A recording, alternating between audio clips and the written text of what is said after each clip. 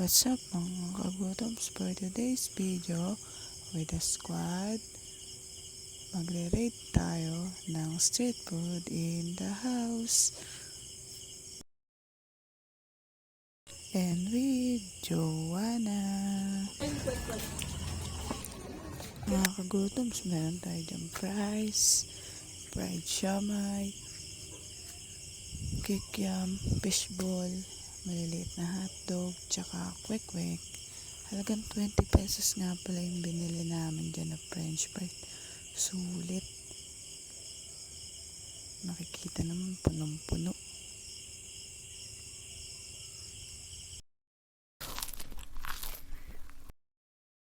Mga kagutom, so makikita naman natin, inuna natin tikman yung fried siomai. Yan, unlimited toyo.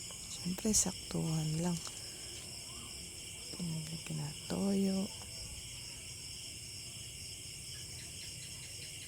kalamansi,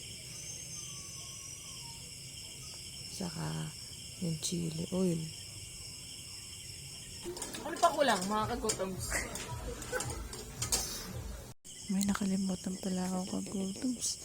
Yung bawang, isang scoop lang.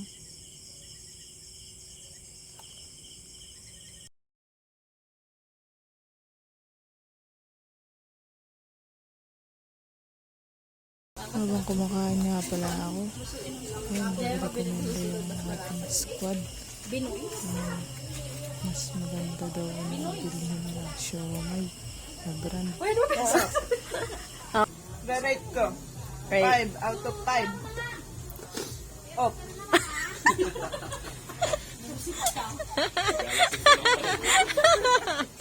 Sobrang hot. Hindi ko alam kung mainit o yung maanghang. Siyempre, after natin kumain, nauhaw tayo kagutom. Tumigim nga pala ako ng drinks niya. Chocolate. So, wala akong nakitang baso, kaya mangkok na lang yung ginamit ko. At di na ko sa unang tikim. Kaya yun, lumalawa pa ulit. Libre lang naman. Comment mo. Matamis. Lasang chocolate. Pagkatapos nga pala natin uminom, tinry naman natin yung french fries daw. Fried, tignarito ko. Fried fries. Ay, ito isang kagutom sa'yo kumain, no? Kabusog pa kasi nga. Kabusog siya.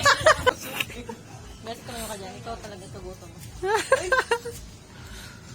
Sarap ba?